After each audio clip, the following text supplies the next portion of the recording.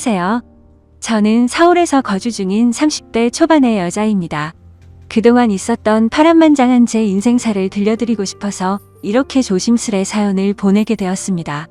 저는 지금 형부와 같이 살고 있는데 긴 글이 될 수도 있겠지만 그저 한 여자의 속풀이라고 생각하고 가볍게 들어주셨으면 좋겠습니다. 저에게는 2살 차이가 나는 친언니가 한 명 있습니다. 언니는 매사 차분하고 현명했으며 성격도 참 시원시원했었죠. 뚝 부러지는 성격의 공부도 상당히 잘했고 얼굴도 예쁜 외모라 남자들 사이에서도 인기가 상당히 많았습니다. 더군다나 성격도 착해서 어릴 적부터 저를 살뜰히 챙겨준 언니가 제 우상이자 꿈이었던 것 같아요. 나이는 겨우 2살 차이밖에 안 되지만 어릴 적부터 언니는 제게 상당히 커다란 존재였던 것 같아 말을 잘 따르곤 했습니다. 공부를 상당히 잘하던 언니는 서울의 좋은 대학에 입학하게 되었고 그로 인해 서울에서 혼자서 자취를 시작하게 되었습니다. 그때 당시 저는 혼자 나가서 자취하며 사는 언니가 그렇게 부러울 수가 없었죠. 공부도 잘하고 대학도 좋은 곳에 가는 언니를 동경하며 저도 언니를 따라가기 위해서 이를 악물고 정말 공부를 열심히 했었습니다. 그러다 보니 저도 곧잘 성적이 잘 나왔고 그 덕분에 언니와는 다른 학교지만 나름 서울에 있는 괜찮은 4년제 대학교에 입학을 하게 됐습니다. 저는 너무 행복하고 신났었죠. 그렇게 꿈에 그리던 언니와의 자취 생활과 대학 생활이 너무 기대가 되었습니다. 부모님은 철없는 딸년이라고 핀잔을 주셨지만 내심 서울 4년제 대학에 입학한 딸들을 보며 흐뭇해 하셨었던 것 같습니다. 그렇게 학기가 시작되었고 저는 언니와 같이 살게 되었습니다. 대학 생활을 시작하니 이래저래 시간이 금방 지나가더라고요. 친구들도 여러 명 사귀게 되었고 술집도 처음 가보고 미팅도 하면서 너무 즐겁게 지낸 것 같아요. 그러다 언니는 졸업을 하고 대기업은 아니지만 업계에서 알아준다는 좋은 곳에 취직을 하게 되었습니다. 그리고 얼마 뒤 지금의 형부를 만나게 되었네요. 언니보다는 2살 위였으니 저하고는 4살 차이가 나는 남자였고 언니와 소개팅으로 만났다고 들었습니다. 처음 만났을 때 환하게 웃으며 내가 연희의 동생이야? 라고 말하던 게 정말 엊그제 있었던 일처럼 생생합니다. 저는 언니와 같이 살고 있었기 때문에 형부와는 자주 만났어요. 처음에는 여자 둘이 사는 집에 자꾸 찾아오는 게 불편했지만 너무나 좋은 성격에 항상 밝은 미소를 보여주던 형부였죠. 그리고 언니와 같이 어울리며 놀다 보니 언젠가부터 저도 서서히 편해지더라고요. 2사람은 항상 저를 같이 챙겨주었고 식사나 영화 그리고 술을 마실 때도 함께 했어요. 언젠가부터 그게 너무 좋았고 일상이 된 듯이 같이 노는 게 편해졌습니다. 저와 형부는 아는 오빠 동생 같이 아주 편한 사이가 되었던 거죠. 그렇게 처음 겪어보는 재밌는 일상들을 만끽하였고 평범한 대학 생활을 즐기면서 별탈 없이 잘 지내고 있었습니다. 그런데 하늘이 무너질 만큼 충격적인 일이 생겨버렸죠. 어느 날 갑자기 부모님의 충격적인 사고 소식을 접해야 했습니다. 언니와 제가 사는 자취방에 오셔서 반찬이며 이것저것 가져다 주시고 시골 집으로 내려가시다 차가 반파되는 큰 사고가 났습니다. 여자들끼리 사는 집이 이게 뭐냐며 투덜거리셨던 엄마와 애들한테 잔소리 그만하라는 아빠. 그 모습이 마지막 모습이셨어요. 부모님 2분 다 그 사고로 인해 돌아가시게 되었습니다. 저희 자매는 너무나도 슬픈 그 현실을 어린 나이에 모두 받아들여야만 했습니다. 형부는 장례식장에서 언니의 남자친구라고 주변 분들에게 소개를 하였고 저희 부모님의 마지막 장지까지 함께 해주었습니다. 목 놓아 울다가 너무 힘들어 지치면 형부가 달래주었고 무엇이라도 먹으라며 밖에서 죽까지 사와서 저희들을 챙겨줬었죠. 형부에게 너무 고마웠고 그때부터 많이 의지가 되었던 것 같아요. 그렇게 부모님을 보내드리고 나니 저희는 졸지의 고아가 되어버린 거나 마찬가지인 상황이 되었습니다. 그렇게 힘든 시기에 겨우겨우 버티면서 대학 생활을 마치고 졸업을 하게 된 저에게도 어느 날 한 남자가 다가오게 되었습니다. 이 남자가 바로 제 전 남편입니다. 부모님이 돌아가시고 형부와 언니에게 많이 위로받고 기대면서 살았지만 그걸로 제 마음이 채워지기에는 부족했었나 봐요. 자상하게 다가와서 제 말을 잘 들어주던 그 남자와 연애를 하게 되었고 저는 자연스럽게 그 남자에게 제 삶을 기대고 많이 의지하게 되었었죠. 그러다 보니 집에 들어가지 않고 외박을 하는 횟수도 점점 늘게 되었고, 안 그러던 제가 갑자기 그런 모습을 보이게 되자 언니와 형부에게 혼도 많이 났었습니다. 그러던 중 저는 그만 사고를 치고 말았습니다. 어리다면 어린 그 나이에 혼전 임신을 하게 되었던 거죠. 지금 생각해보면 정말 미친 짓이라 생각하고 있고 그 시간을 되돌리고 싶은 심정입니다. 물론 지금 제 인생 누구보다 소중한 제 딸아이가 없길 바란다는 뜻이 아니고 전 남편만 되돌리고 싶습니다. 하지만 그때 당시에는 그 남자를 많이 의지했고 사랑했었기에 미래가 행복할 거라 꿈꾸고 아이를 낳자고 마음먹었습니다. 그렇게 저희는 예정에 없었던 결혼을 급하게 하기로 한 거였죠. 그래서 저는 언니와 형부에게 이 사실을 알렸고 정신이 있는 거냐며 많이 혼났었던 것 같습니다. 잘 살 테니 걱정하지 말라고 얘기를 계속 해줬지만 그게 말처럼 쉽게 될 리 없다는 걸 잘 알고 있는 두 사람은 저를 많이 설득하려고 했죠. 하지만 뱃속에 제 아이가 있었기에 되돌릴 수 없다는 걸 모두가 알았고 결국 제 의견을 따라서 결혼을 진행하게 되었습니다. 그러나 상견례부터 참 쉽지 않더군요. 그날부터도 많은 일이 있었습니다. 언니와 형부가 상견례 자리에 나와주었고 어른은 없냐며 대놓고 무시하던 시댁. 그리고 그런 경험을 처음 하면서 괜찮은 척하며 땀을 뻘뻘 흘리면서 시댁의 비위를 맞춰주던 형부. 매사에 정확하고 똑부러지던 제 언니도 저를 위해 성격 죽이고 이리저리 무사히 상견례를 끝마쳤네요. 남자친구와 저는 어린 나이에 목돈이 없었기에 시댁에서 마련해주신 15평 남짓되는 빌라에서 아이를 출산하였고 신혼생활을 시작하게 되었습니다. 그런데 제가 꿈꾸던 결혼 생활과는 정반대였습니다. 연애하던 시절에는 항상 저를 착하게 대해주던 남편은 결혼을 하고 난 뒤 마치 다른 사람처럼 180도로 바뀌었습니다. 잦은 음주와 외박 그리고 저에게 욕설까지도 서슴지 않았습니다. 처음에는 단순히 벌어지는 실수라 생각되어 넘어갔지만 그게 점점 도를 넘어서더니 어느 순간부터는 제게 몹쓸 짓까지 하더군요. 부모가 없어 네가 개념이 없다며 욕을 하고 언니와 형부까지 싸잡아서 욕을 했습니다. 어리다면 어린 나이에 그 얘기를 듣고 있자니 서름에 복받쳐서 아이를 안고 많이 울었던 것 같아요. 하지만 저는 언니와 형부에게 제 상황을 이야기하지 못했습니다. 잘 살겠다고 큰 소리 뻥뻥 치고 강행했던 이 결혼. 지금 제가 이런 대접을 받고 힘들게 산다는 사실을 안다면 언니와 형부가 너무 슬퍼할 걸 잘 알았거든요.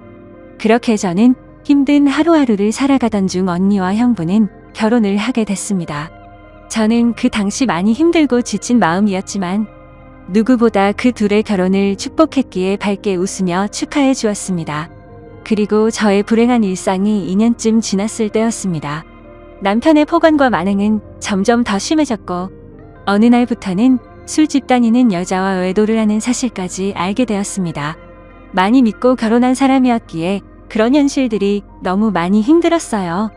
그래서 저는 이제는 이 사람과 어떻게든 정리를 해야겠다고 생각하고 있었을 때였습니다. 하지만 현실적으로 이혼하고 나가면 어떻게 살까라는 생각이 들었고 아직 이렇게 조그마한 딸아이와 내가 잘 살 수 있을까 걱정이 들었습니다. 부모님께서 살아계셨으면 내가 돌아갈 곳이 있을 텐데 하는 슬픔에 잠겼죠. 그러다 힘들어 지쳐 딸아이를 데리고 언니를 보러 집으로 찾아갔습니다. 저는 아무런 일 없다는 듯 언니와 식사를 했고 평소대로 일상적인 대화를 나누었습니다. 언니와 식사를 하고 있는 중에 형부가 퇴근하여 집으로 들어왔고 저를 보며 반갑게 맞아줬습니다. 언니네 오게 되면 딸아이 선물도 챙겨서 들어오게 미리 얘기 좀 하라고 하는 형부. 이렇게 정감 있는 인사를 해주며 제 머리를 쓰다듬어 주더라고요. 그런데 얼마 전 남편에게 밀쳐져서 넘어지다 찢어졌던 부분을 건드렸고 저도 모르게 비명소리를 내게 되었습니다. 형부는 깜짝 놀라서 뭐냐고 왜 그러냐고 계속 물어봤죠. 저는 사실대로 말할 수 없어 눈을 못 마주치고 있는데 걱정을 해주는 모습을 보고 있으니 저도 모르게 서름에 복받쳐 갑자기 눈물이 흘렀습니다. 뭔가 이상하다는 느낌을 감지한 건지 형부는 제 몸을 계속 살폈고 눈에 띌 만큼 표정이 급격히 경직되면서 변해갔습니다. 형부는 남편 놈이 이런 거냐고 솔직히 말해보라며 저를 다 그쳤고 저는 아니라고 계속 부인했지만 하염없이 나오는 눈물이 제 말이 거짓이라고 저를 대신해서 대답해 주었죠. 결국 그날 그동안 있었던 모든 일에 대해서 솔직하게 말을 했고 형부는 화를 내면서 그 늦은 시간 저를 이끌고 저희 집을 찾아갔습니다. 술을 좀 했는지 소파에 누워서 뒹굴고 있는 남편을 사정없이 멱살을 잡고 흔들기 시작했습니다. 네가 사람 새끼냐고 어떻게 여자한테 그럴 수 있냐며 계속 욕을 했죠. 남편은 그러다 넘어지면서 가구에 부딪혔고 악을 쓰며 소리를 질렀습니다. 형부는 그때부터 정신이 조금 들었는지 잠시 숨을 고르더라고요. 일단 이 상황이 정리가 되어야 할 것 같아 형부를 밖으로 데리고 나가려 하는데 갑자기 남편에게 무릎을 꿇으면서 이야기를 했습니다. 우리 처제 어디 가서 이런 대접 받을 나이 아니라고. 제발 잘 좀 대해주면 안 되겠냐고. 내가 실수해서 다쳤으니 속 풀릴 때까지 자신을 때리라고 하더군요. 제발 부탁을 한다면서 말이죠.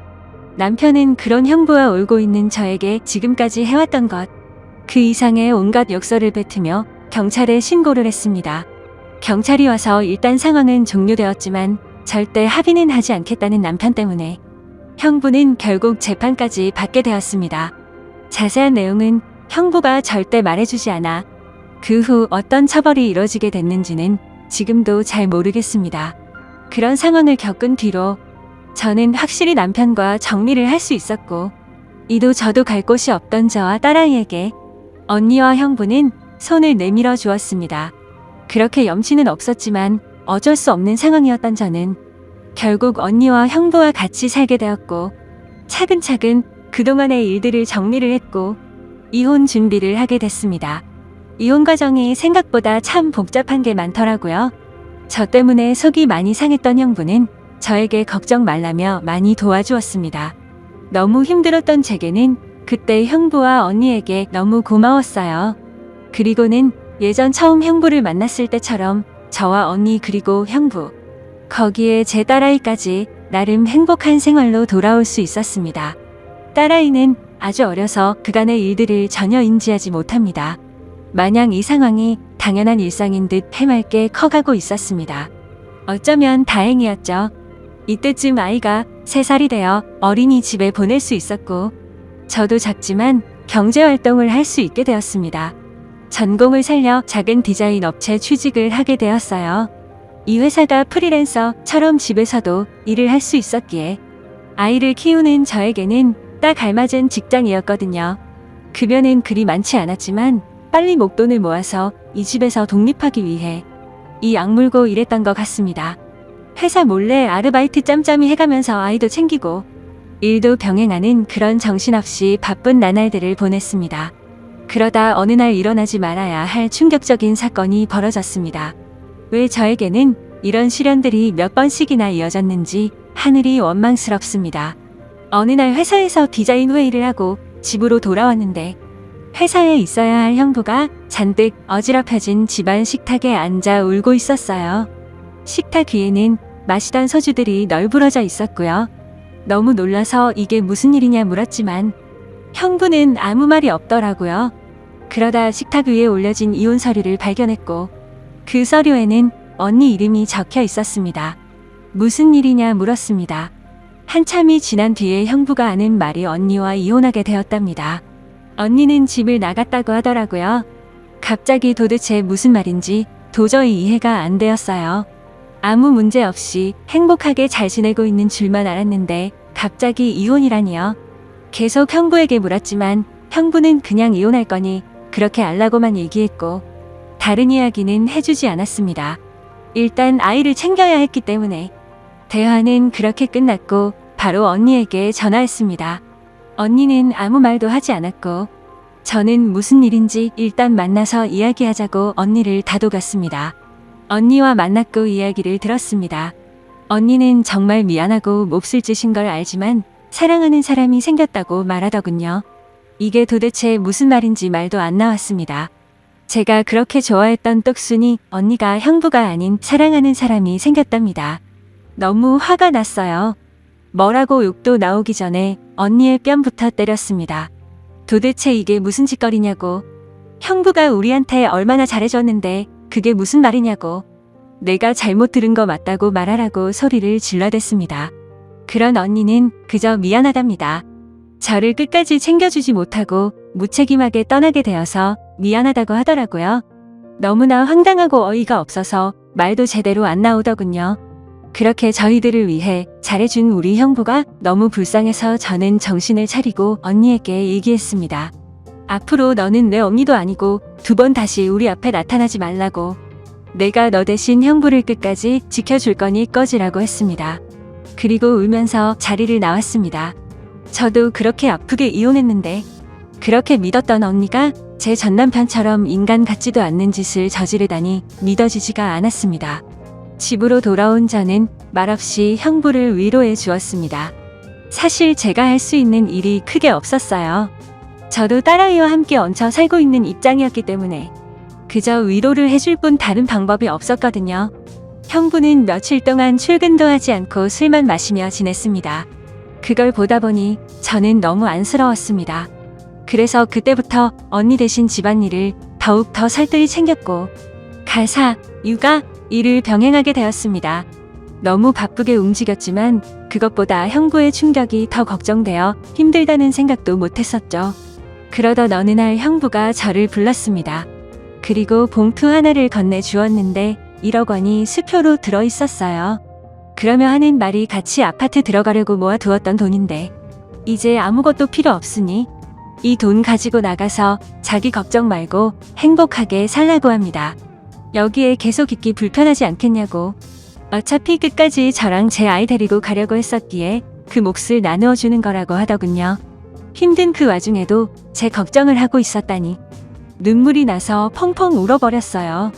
그리고 형부를 꼭 안아주며 내가 같이 지켜줄 거니까 너무 슬퍼하지 말라고 당분간 곁에 있게 해달라고. 형부가 정신 차리면 내가 알아서 나갈 테니 이 돈은 필요 없다고 말했습니다. 형부도 감정이 복받쳤는지 목 놓아 울었고 알겠다면서 고맙다고 말하더라고요. 그렇게 저와 저희 딸아이 형부까지 비록 임시지만 새로운 가족이 되었습니다.